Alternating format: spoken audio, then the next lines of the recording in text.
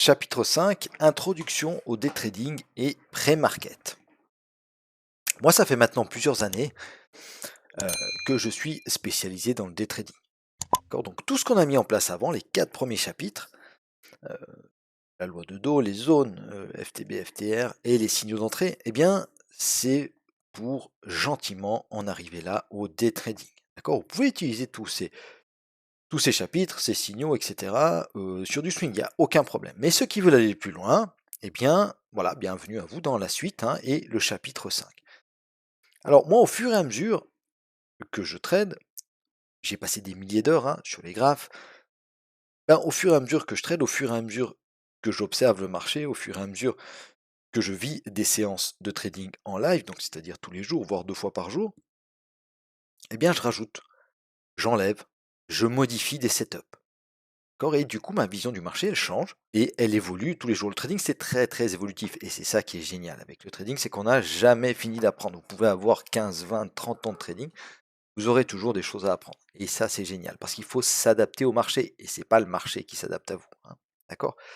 Ce qui est vraiment important en day trading, c'est surtout pour moi, en tout cas, selon mon expérience, c'est surtout de comprendre la journée que l'on trade. On ne tradera pas une journée A comme une journée B. Donc il faut déjà savoir déterminer avec le contexte, d'accord? Peut-être selon la journée de la veille, avec un peu de market profile, avec, voilà, avec différents éléments, eh bien, la journée qu'on est en train de trader. Ça va nous permettre de mettre des stops clairs, d'accord? De rentrer au bon endroit et puis d'avoir aussi des TP qui sont valables, qui sont en adéquation avec la journée qu'on est en train de trader. Parce que si on a une journée à gros potentiel, on va essayer de laisser courir nos gains, d'accord? Mais par contre de couper rapidement nos pertes. Par contre, si on a une journée de range, d'accord, ou une journée qui a peu de potentiel, où il y a peu de volatilité, eh bien, on va prendre plus rapidement nos gains, tout simplement, et peut-être faire un peu plus de trades. Bien évidemment que le contexte des plus grandes UT et les contextes macroéconomiques, géopolitiques, tout ça, c'est très important. Mais comprendre le type de journée, faire attention aux horaires, faire attention aux news, faire attention au volume, à la journée de la veille, d'accord, au niveau qui nous ont été donnés par la journée de la veille, et bien ça, c'est vraiment la clé du day trading. Et tout day trader doit s'appuyer sur ces éléments pour prendre ses trades. Sinon, il ne fait pas du day trading, en tout cas pas de manière professionnelle. En commençant le trading, on a tous eu à un moment donné ou à un autre le sentiment qu'en quelques mois, la rentabilité serait là, puis qu'on pourrait arrêter de travailler d'ici une année. Allez, une année et demie, arrête de travailler. Mais détrompez-vous les amis, le trading c'est un métier. Et c'est un métier difficile. Et comme tous les métiers, hein, eh bien ça s'apprend. Et on a besoin du coup de temps. Donc ça s'apprend sur plusieurs années. Ça ne s'apprend pas sur quelques mois. Bien sûr qu'on peut être rentable, on peut avoir de bonnes connaissances grâce à ce genre de formation. Moi, je vous fais gagner beaucoup de temps là, parce qu'il y a des années et des années de trading. D'accord. Donc, vous pouvez gagner beaucoup de temps en étant rigoureux, capable de suivre rigoureusement vos règles. D'accord. Vous pouvez être rentable assez rapidement, mais après, il y a encore un pas entre la rentabilité et la profitabilité. C'est très différent. D'accord. La rentabilité, on perd plus d'argent, c'est très bien. C'est déjà un gros, gros pas. Mais après, il faut faire le second pas, c'est d'en gagner de l'argent. D'accord? Parce qu'on est tous là pour ça. Si on fait du trading, bien sûr, c'est par passion, bien sûr, mais quand on gagne de l'argent, c'est quand même la cerise sur le gâteau, c'est quand même le but. D'accord? Alors, pour ceux qui sont prêts à bosser, accrocher, et puis à vous dire, à être raisonnable, et à vous dire que oui, vous voulez y arriver, eh bien, vous y arriverez. Mais laissez-vous du temps. Donc, le day trading, on va attaquer. Qu'est-ce que le day trading? Je vous ai mis une petite, je vous ai mis une petite définition du day trading. Donc, qu'est-ce qu'un day trader? Le day trader, c'est un type de trader qui exécute un volume et un nombre relativement important de transactions, en long ou en short. D'accord? Parce qu'on peut trader dans les deux sens une journée, il n'y a pas de problème avec ça. Bien sûr qu'on aura toujours plus de proba dans le sens de la tendance de fond, etc. Mais on peut trader dans les deux sens. Et donc on capitalise sur l'action du prix, mais à court terme. On profite, on essaye de profiter de ces petits mouvements à très très court terme. Par contre, on ne fait pas d'overnight, on ne fait pas d'overweek, on ferme toutes nos positions à la fin de la journée, donc au plus tard, 22h, 22h15 à la fermeture des marchés US. Moi, je vais vous exposer ma vision personnelle du marché. Comme je vous l'ai dit, je l'ai acquise beaucoup de temps, mais tout ce temps m'a permis de comprendre la construction des mouvements et d'expérimenter mes setups. Moi, les setups que je vais vous donner, Ils fonctionnent, hein, c'est sûr. Vous pouvez les apprendre, je sais, je les ai appris à des personnes qui maintenant sont largement rentables en trading, donc c'est faisable. Ces setups fonctionnent, ça c'est sûr et certain, je les utilise tous les jours sur les marchés. Maintenant, ce qui peut ne pas fonctionner, c'est votre manière d'appréhender le marché. Et c'est là-dessus qu'on va travailler. Donc dans un premier temps, on va apprendre à déterminer le contexte général de la journée, hein, parce que du marché, vous savez le faire. Vous avez les éléments pour, si vous avez regardé les 4 premiers chapitres. Et puis, petit à petit, on va descendre de nouveau, hein, rappelez-vous, Matryoshka, donc on va descendre sur les plus petites UT, et puis on va déterminer nos zones en 1 heure, 15 minutes, 5 minutes, etc. Commençons tout de suite par le pré-market. Alors, le pré-market, eh ben, c'est assez simple, hein, comme son nom l'indique, c'est une période qui se situe avant l'ouverture de séance. D'accord. Donc, moi maintenant, tous les horaires que je vais vous donner, hein, je ne sais pas d'où vous regardez la vidéo, tous les horaires que je vais vous donner, c'est en heure de Paris. Donc, le pré-market, hein, c'est la période d'activité de trading avant la session de marché régulière, c'est-à-dire avant 9 heures par exemple pour les marchés européens, donc entre 8 heures et 9 heures. Ok, donc marché européen, le market c'est entre 8 heures et 9 heures. Pour les marchés américains, c'est entre 14 heures et 15h30. De nombreux investisseurs surveillent cette activité, surveillent ce qui se passe avant. Pourquoi? Eh bien parce que très souvent, ça nous donne des indications sur la force et la direction du marché en prévision de la séance de négociation régulière. On appelle ça la séance de négociation régulière, c'est-à-dire à partir de l'open 9 heures pour l'Europe et 15h30 pour les US. Moi, je vous propose de regarder les niveaux à partir de l'ouverture des futurs. Pourquoi? Ben parce que le vrai marché, ce sont les futurs. Le CFD, ce n'est qu'une réplique des futurs. D'accord? Et puis, c'est pas une réplique stricte, ça veut dire que c'est un broker. Donc, eux, ils répliquent, ils font leur cours, ils font leur petite cuisine et ils nous balancent ça à leurs clients. D'accord? Et c'est pas le vrai marché. D'ailleurs, ça cote pas au même niveau. Ok. Donc, nous, on va s'intéresser à l'ouverture future. Donc, l'ouverture future, minuit pour les US et 2h15 pour l'Europe. En day trading, on essaiera toujours d'obtenir le meilleur ratio gain-perte. Alors, dans tous les types de trading, mais c'est encore plus important en day trading parce qu'on trade plus. D'accord? Donc on a plus de pertes. Ok? Même si on a un pourcentage qui peut être bon, voire excellent, de réussite de trade, mais en nombre de pertes, eh ben, on en a plus, hein, puisqu'on a plus de trades. Donc on va affiner nos zones. Or, surtout, on va classer ces zones par ordre d'importance. On note les zones jusqu'aux 15 minutes, à la rigueur une ou deux zones 5 minutes, mais pas trop de zones parce que sinon on verra plus rien et ça sera compliqué. Vous verrez qu'on aura déjà bien assez de niveaux comme ça, hein. Alors, on va voir plusieurs niveaux à absolument prendre en compte pour un trading intraday efficace et professionnel. Et ces niveaux-là, ils viendront appuyer nos zones. Attention, hein, on a d'abord les zones et les niveaux qui viennent appuyer les zones. Le plus important, ce sont les zones. Et c'est volontairement que je vous parle des niveaux après vous avoir appris comment déterminer vos zones. D'accord? Parce que c'est le price action qui prime. C'est pas autre chose, c'est pas des niveaux, c'est le price action qui prime. Le haut et le bas du jour précédent. Ça, c'est le premier niveau à regarder quand vous analysez votre graphique. Donc, moi, j'ai un petit indicateur qui me le note. Donc, je vous l'affiche. Ok. Donc, le haut du jour précédent, il est là. Et le bas du jour précédent, il était ici. Ok. Donc, la journée précédente, donc la journée de lundi 2 janvier en l'occurrence, hein, donc hier, d'accord, c'était cette journée-là. Donc, on peut même la déterminer comme ça. Hein. Ok. Tac. Voilà, c'était à peu près ça. Ok. Donc on va regarder le haut et le bas du jour précédent, donc le range de la veille, ça va nous fournir plusieurs indications. La journée de la veille était-elle haussière, baissière ou neutre? Donc est-ce qu'on a ouvert plus bas que ce qu'on a fermé? Dans ce cas-là, elle est haussière. Est-ce que c'est l'inverse? Est-ce qu'on a ouvert plus haut que ce qu'on a fermé? Dans ce cas-là, elle est baissière. Ou est-ce qu'on a ouvert et fermé à peu près sur le même niveau? Dans ce cas-là, c'était une journée neutre. Important pour la suite. Par exemple, hier, et qu'on n'a pas besoin de revenir trop loin, hein, hier, on a une journée où on a ouvert ici, puis on a fermé là-haut. Donc on a une journée haussière hier. D'accord? Première journée de l'année, on a une journée haussière. Donc aujourd'hui, on s'attend à aller faire des plus hauts. Ok? Eh bien, on va faire des plus hauts. D'accord? Est-ce qu'on a eu une forte volatilité ou au contraire une volatilité écrasée? Deuxième information fournie par le range de la veille. On peut regarder où est-ce que le prix a été le plus travaillé, quels sont les prix qui ont les plus intéressé les intervenants. Donc ces prix ici, par exemple, ils ont été le plus travaillés, il y avait peut-être moins de volume aussi, hein. D'accord? Ça nous donne des indications. Par rapport ici, on a traversé tout simplement. Ok. Et puis sur quel niveau s'est faite la close de la journée? D'accord? Ça en revient à ce qu'on disait au départ. La journée de la veille est haussière, baissière, neutre, hein. Eh bien, à quel niveau? Si on est beaucoup plus haut que l'ouverture, eh bien, c'est une journée forte, une journée de flux.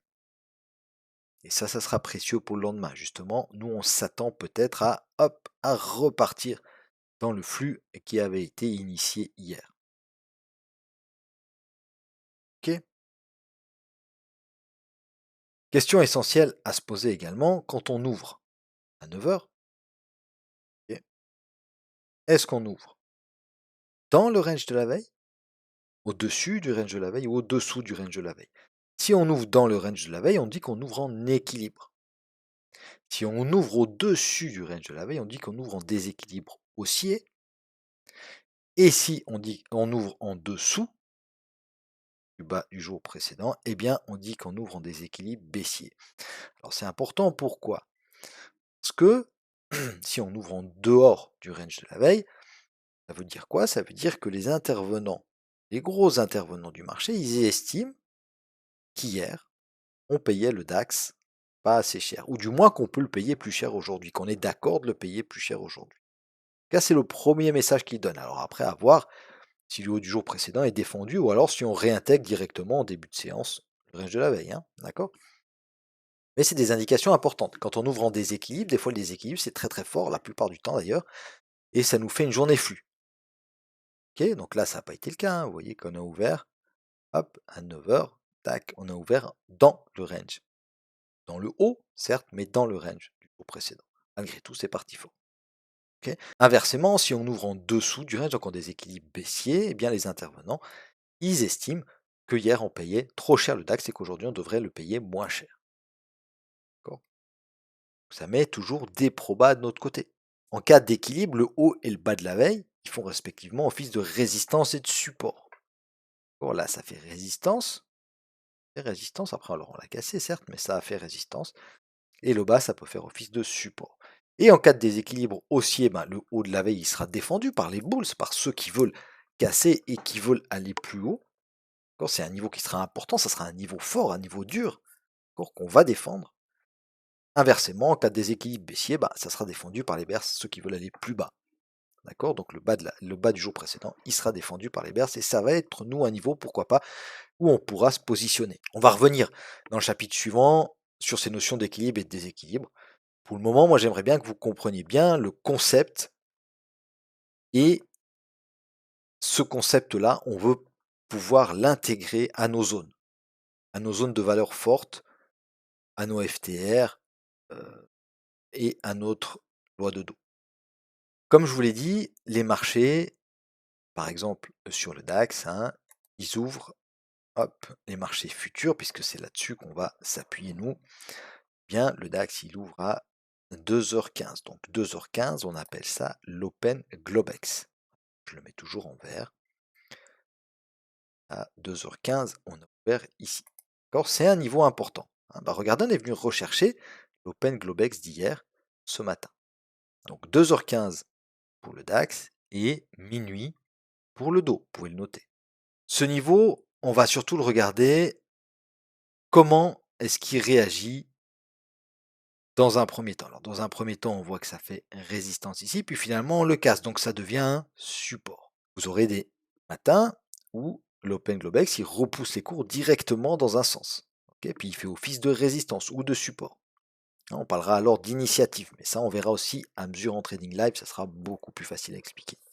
Après cet open, on a l'initial balance haute et l'initial balance basse. Donc, moi, il y a deux solutions de voir ça. peut regarder l'initial balance de 8 heures à 9 heures, donc du pré-market, c'est des niveaux intéressants. Moi, personnellement, je préfère regarder l'IB de 2h15 à 3h15, donc la première heure de cotation future. Ok, donc on prend à 2h15, on va supprimer ça, on prend à 2h15, pour la première bougie 15 minutes, seconde bougie 15 minutes, troisième bougie 15 minutes, quatrième bougie 15 minutes. Donc là, on a la première heure de cotation. Bien sûr qu'on peut prendre la première bougie 1 heure, noter le haut de la première bougie 1 heure, le bas de la première bougie 1 heure avec les mèches, et puis ça nous fera l'initiale balance haute et basse. Pourquoi moi est-ce que je préfère regarder en 15 minutes? Tout simplement parce qu'on voit ce qu'a fait le prix. Sur une bougie 1 heure, vous ne voyez pas ce qu'a fait le prix. Elle peut se fermer toute verte, et puis en fait, c'est juste le dernier quart d'heure où on est monté fortement. D'accord? Donc moi, ça me donne des indications sur la puissance du prix. D'accord? Certains traders n'aiment pas cette première initiale balance parce qu'ils disent qu'il n'y a pas de volume. Ce qui est vrai, hein, il y a beaucoup moins de volume qu'en séance, et même qu'en pré-market. Mais moi, j'ai remarqué que ce sont des niveaux qui réagissent. Et on va le voir tout de suite. D'accord? Hop. B haute, elle est là. Ok. Et l'IB basse, elle est là. Ok, les 4 premières bougies. Le plus haut et le plus bas des 4 premières bougies. Quand on revient dessus, alors là, en plus, on était appuyé par l'Open Globex, hein, rappelez-vous, mais regardez, on revient dessus, ça réagit. On peut le faire. Alors ça, c'est l'IB haute et l'IB basse de la veille, hein, mais on peut le faire pour ce matin. Ce qui s'est passé ce matin. Ce matin, on a ouvert là. Alors attention, minuit, ça c'est l'ouverture CFD. Donc nous, elle ne nous intéresse pas. Nous, ce qui nous intéresse, c'est l'ouverture future. Les inventions du broker avant 2h15, ça ne nous intéresse pas. À 2h15, voilà. Ça, c'est l'open. Donc notons l'open Globex. Et là, d'accord. Ensuite, on va noter l'IB haute et l'IB basse. Première bougie, 2, 3, 4. L'IB haute, elle est là. Ok. Et basse, elle est là. D'accord? Les 4 premières bougies. Bien, regardez quand on casse l'IB haute et qu'on revient s'appuyer dessus. Regardez ça. Alors certes, c'est des niveaux où il n'y a pas énormément de volume, où il y en a moins qu'après, mais ça réagit. Hein. Et ça, c'est tous les jours. D'accord? Pas tous les jours autant propre que ça, évidemment, mais ça réagit très très souvent. Moi, je vous invite vraiment à noter ça. On peut faire l'exercice de noter à 8 heures. Donc, le pré-market, le haut et le bas du pré-market. Donc, le bas du pré-market, il est là. 1, 2, 3, 4. Et le haut, il est là. Alors, bien sûr qu'on a une indication, c'est-à-dire que à l'open de 9 heures, directement, on chasse loin du pré-market. D'accord? Donc, il y a du volume, ça part et c'est un peu comme une cassure d'OPR. D'accord? Mais moi, je trouve que personnellement, voilà, cette indication ici, elle nous amène, moi, elle m'amène beaucoup dans mon trading en tout cas. Ok?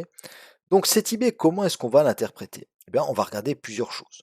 Alors évidemment qu'on couple avec nos zones, d'accord? On regarde si on a une zone à gauche, ici on a les précédents hauts. Donc, on couple avec nos zones. Et puis, elle va nous amener plusieurs indications. Une IB large, elle nous indique une entrée précoce des opérateurs. Ça veut dire qu'il y a du monde qui est rentré, ou qu'on a poussé les prix. Et ça sera plus difficilement cassable. D'accord? Si on s'était baladé toute la nuit dans cette IB-là, puisqu'elle avait été un peu plus large que ça, eh bien on aurait eu, ça aurait été des niveaux intéressants, pourquoi pas à shorter l'IB haute ou à acheter l'IB basse. Au contraire, si l'IB elle est fine, ça nous indique le manque de conviction ou le doute des opérateurs lors des premières heures de cotation.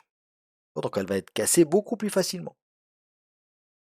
Une IB en extrême. C'est quoi une IB en extrême? Ça, c'est une IB en extrême. Pourquoi? Parce que on n'a jamais cassé le bas de l'IB. Ça a été défendu. Le bas de l'IB, l'Open Globex, il a été défendu. On n'est jamais revenu chercher ça. Donc ça nous indique quoi? Quand on arrive à l'Open, on arrive ici sur notre graphe, même si on arrive à 8h30, d'accord? Vous arrivez à 8h30, boum, ok. Ah ouais, alors l'IB, elle est là. Elle est en extrême, ok. l'IB haute, elle a réagi à la hausse. Bon, on a quand même pas mal d'indications. En prenant en compte la journée d'hier, comme quoi on a fermé en haut du profil. Donc on a eu une journée haussière. Aujourd'hui, on défend l'IB, au-dessus de l'Open Globex, etc., etc. On a pas mal d'informations qui nous disent que on va tenter d'aller faire des plus hauts. Ok. Et puis, une fois cassé, comme je vous ai dit, l'IB haute et l'IB basse, ça peut faire office de résistance ou de support. En l'occurrence, ici, c'était support. Les mouvements du prix en pré-market. Alors, ça arrive régulièrement que le mouvement du pré-market soit contre-tendance. Ok. Là, en l'occurrence, c'est pas le cas. Et très souvent, vous verrez, hein, vous allez observer sur les marchés, on a un mouvement en pré-market très baissier. Alors là, en l'occurrence, c'était avant l'ouverture des futurs. Mais ensuite, on repart dans l'autre sens. On prend l'exemple, on a un mardi baissier. Dans la nuit de mardi à mercredi, pendant toute la nuit, les opérateurs, ils prennent leurs bénéfices. Ou alors ils redistribuent dans le but de poursuivre la tendance de fond. Et ben ça va induire une légère hausse, puisque quand on prend une bénéfice de contrats vendeurs, et ben on doit les acheter. D'accord. On doit avoir des ordres d'achat pour sortir d'une vente, ça vous l'avez compris maintenant. Ça va induire une légère hausse des cours en pré-market. Mais ça va être facilement reconnaissable parce qu'on a un manque de conviction. On voit très bien que c'est poussif. On a un mouvement qui est peu franc, pas des grosses belles bougies comme ça d'impulsion, hein, et puis ça sera en escalier, ça sera tout doucement. Je vais vous donner un exemple, hein. Je vais reprendre mon PDF, et je vais vous zoomer ça, d'accord. Par exemple, on avait une journée baissière ici, ok. On a un pré-market qui est légèrement haussier, mais regardez, c'est tout léger, il y a peu de conviction, ça monte un petit peu, mais voilà. Et finalement, eh ben, la journée suivante, elle est baissière. Ok, donc là, on a pris un peu de bénéf, on a redistribué, et puis boum, ça repart à la baisse. Donc on ne se fait pas avoir, hein, on est trader avisé, on ne se fait pas avoir par ce genre de petits mouvements. En résumé, l'analyse tant du contexte général que des mouvements du prix en pré-market, c'est des éléments qui sont vraiment indispensables. Ça va préparer notre séance et accompagner nos prises de position tout au long de la séance. On ne peut pas arriver à 8h55 devant les graphes sans avoir rien préparé du tout, juste nos zones 4 heures, et puis se dire qu'on va faire du day trading rentable. Ça, on oublie, hein. C'est un métier qui est exigeant, qui demande du travail, pardon, de la préparation, et vraiment, chaque prise de position, elle doit être réfléchie, hein. Pour ce premier chapitre, on va s'arrêter là. Je pense que c'est déjà assez riche, hein. Vous inquiétez pas si vous ne voyez pas toutes les subtilités, hein. Là, ça reste très très théorique. Volontairement, comme je vous l'ai dit dans l'intro, je note très peu de choses parce que j'aimerais que vous fassiez de la prise de notes, que vous notiez ce qui vous semble important. Ok. Et puis ensuite, on pourra aller beaucoup plus loin, dégrossir tout ça et répondre à vos interrogations, bien évidemment. On va terminer alors par la petite citation. Elle est de Jack Schwager et elle nous dit: «Sur le long terme, la question de savoir qui gagne ou qui perd est déterminée par la compétence, pas par la chance. N'achète pas n'importe où, n'achète pas au bol et on verra bien ce que ça donne, sans stop. Non, on analyse, on détermine les zones, niveau, on a flotte d'eau, on a tout ça et grâce à ça, c'est le sens de la journée, eh bien on arrive à faire des trades qui tiennent la route. On va se retrouver dans la prochaine vidéo avec le chapitre 5.2. Chapitre 5.2, on va parler de l'open et du trading de séance. D'accord, chapitre aussi très très important. N'hésitez pas à vous abonner, à activer la petite cloche des notifications, hein, si vous voulez être au courant de toutes les vidéos qui vont sortir. Et puis maintenant que les choses commencent à se mettre en place, allez peut-être relancer un petit coup d'œil sur mes trading live. Vous allez voir les choses totalement différemment et vous allez comprendre ce que je fais. Ça va, j'en suis certain, vous aider dans votre trading. Merci, salut, bye bye.